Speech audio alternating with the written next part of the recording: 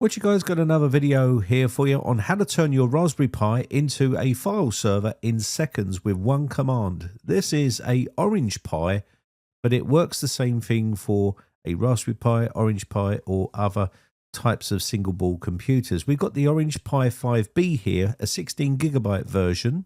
It has Wi-Fi 6 and Bluetooth 5.3.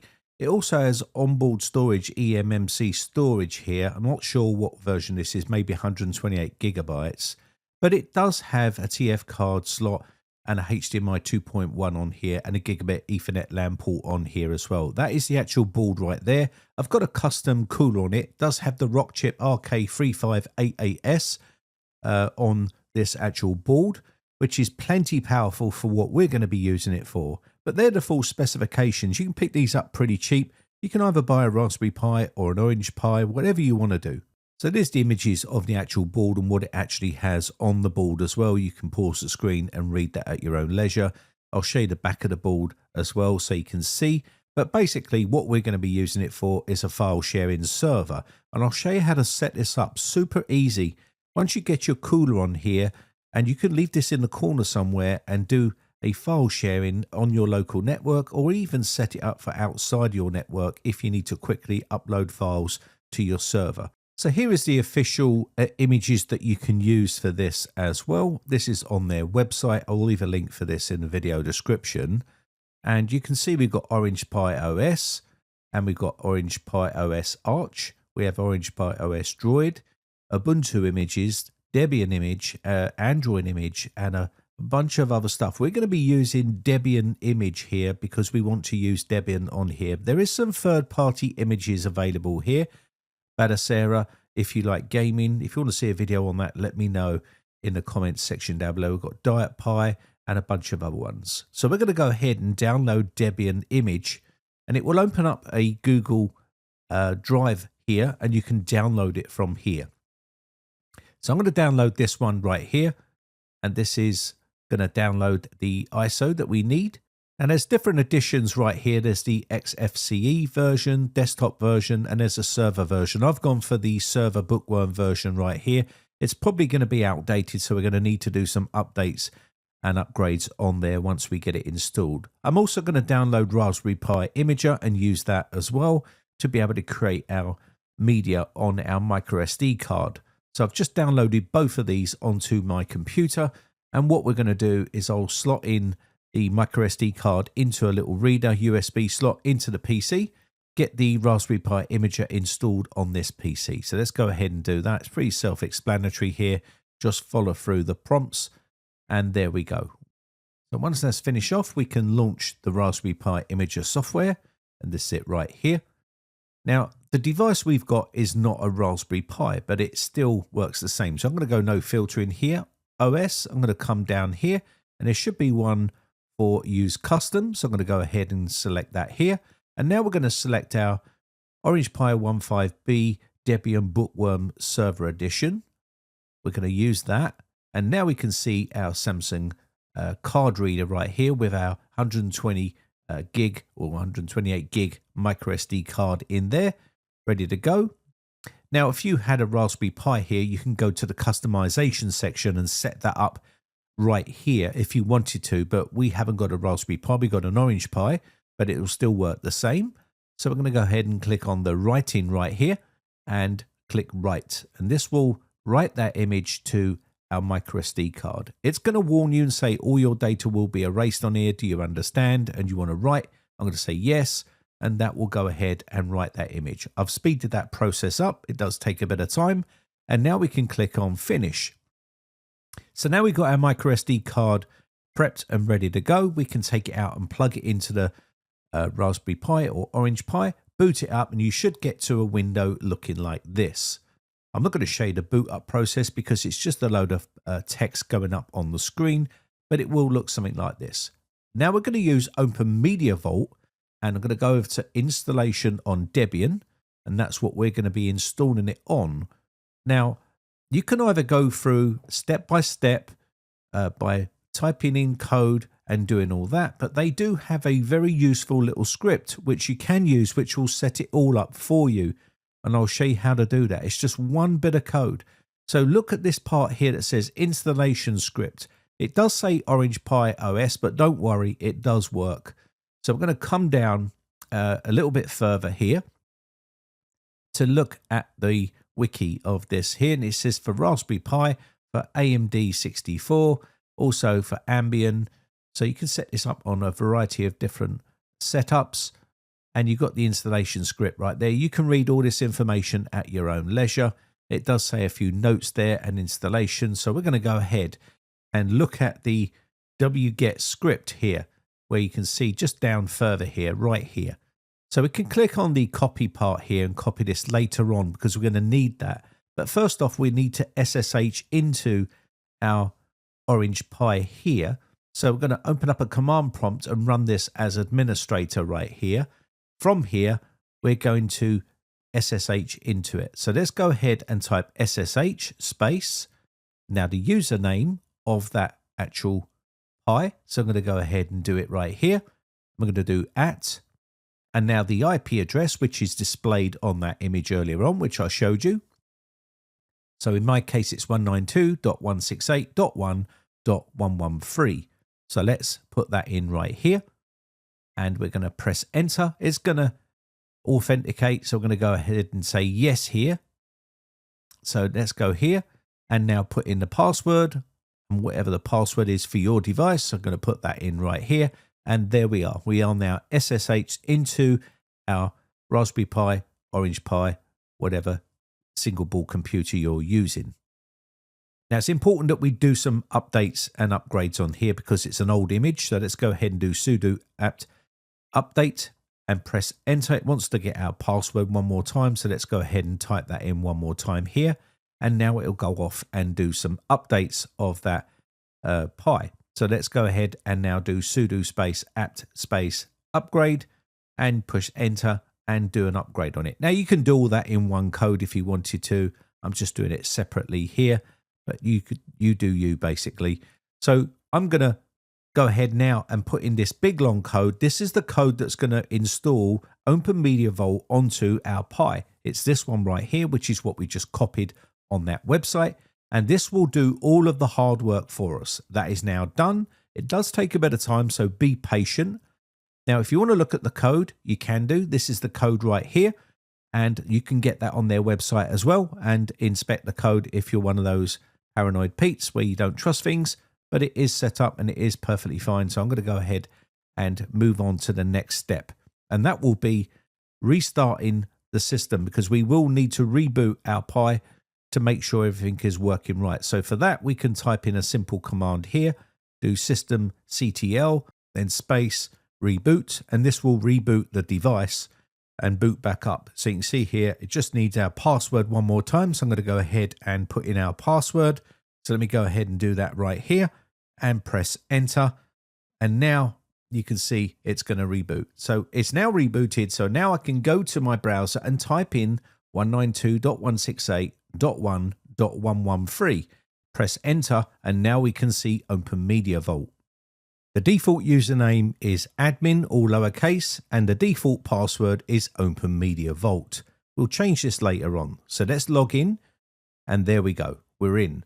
So once we get in, we can now change our layout on the front here. So let's go ahead and add in our widgets here for the dashboard. So you can choose whatever you like here, CPU utilization, disk temperatures, file system, and so on. Whatever you want to be displayed on your dashboard like this. Now you can close that top banner up the top as well if you want to. But you can see right here, this will display when you need updates, which in this case, we do need to update our server. So let's go ahead. You can see updates available. Yes. So we're going to update this server right here by clicking on this right here. And you can see we have 24 updates. So let's go ahead and click on the download arrow here to install all these updates. Confirm and click yes. And this will go ahead and download all of those updates and install them onto the Pi. So let's go ahead and do that right here. So I've restarted the system right here. We can now go back into our storage and there's our disks. And we've got actually 3 disks here. We've got our Sabrant, which is our 500 gigabyte SSD. Now we need to wipe this, so I'm going to confirm and wipe that drive. Use a quick wipe method if you want to, and this will just wipe the drive and prep the drive ready to create it, ready for use, for storage. So what we want to do now is we're going to go back and click on File System. So from here, you can either create a file system and choose ext4, and then select the device you want to create a file system on. If you wanted to do that right there, and choose that right there, and that will create a file system. Or you can mount an existing file system by going back into the file system settings here. And when you click on this top part, there'll be a little arrow there, and you'll see it'll say mount an existing file system. And if there's one listed there, you can select your file system that you want to use. And once you've got all your file systems mounted and set up, and you've also got your drive prepped with ext4, you're pretty much ready to start creating your shared folders. Now remember, any drive can be erased and wiped and reused inside this setup if you need to. So for instance, if I wanted to wipe the 500 gig SSD, I can do and start from scratch. Just like you can in Windows, you can do all that inside this configuration area right here.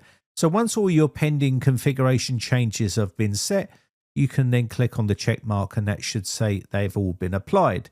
So let's go down to the shared folders section right here. We need to create a shared folder. So let's go ahead and call this, say, My Share, something like that.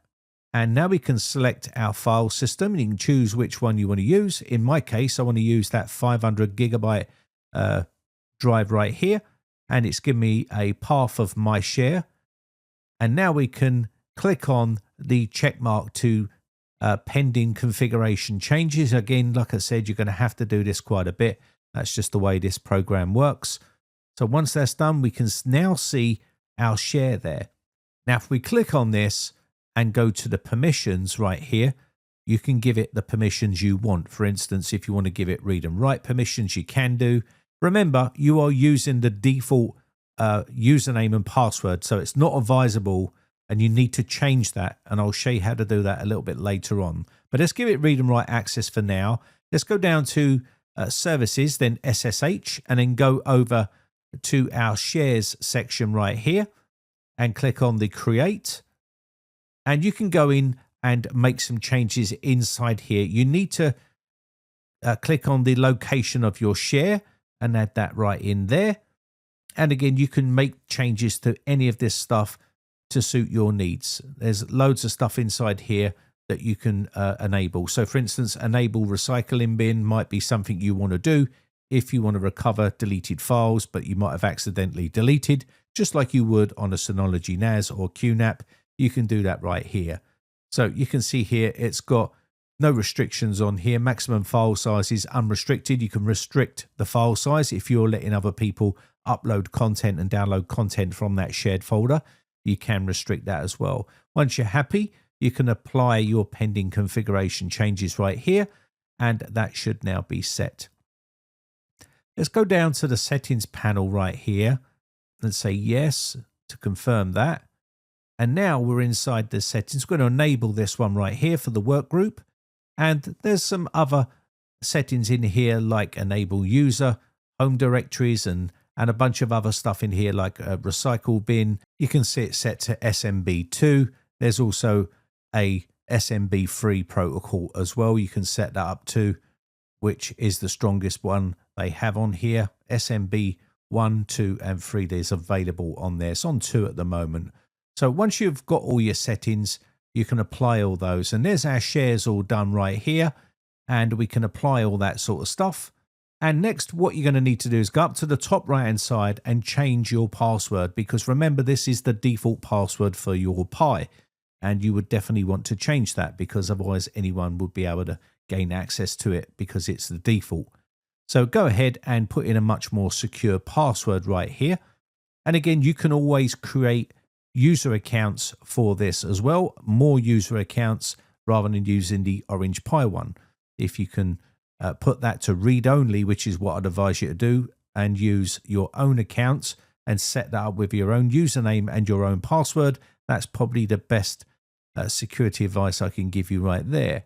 Once you've got that done, you can click on save. So we've changed the password to the default device. And let's quickly go and have a look at the user names right here. You can see we've got the original one right here. We can change that here as well for this. So let's go ahead and you can change that right here, email and all that sort of stuff. And if you want to create a new account, click on the plus sign, click on create, give yourself a name that's got a red star against it. So you need to do that. And also a password is needed as well. So go ahead and give it a password right here. And you can add it to some sort of group as well if you want to.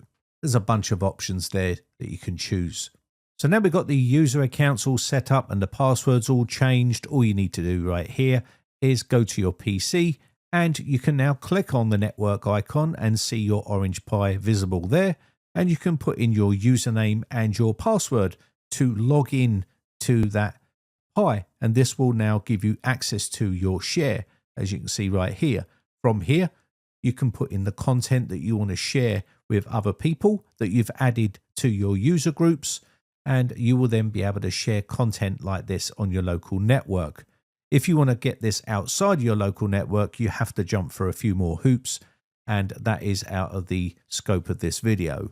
But basically, if you want to see that video, let me know in the comments section down below.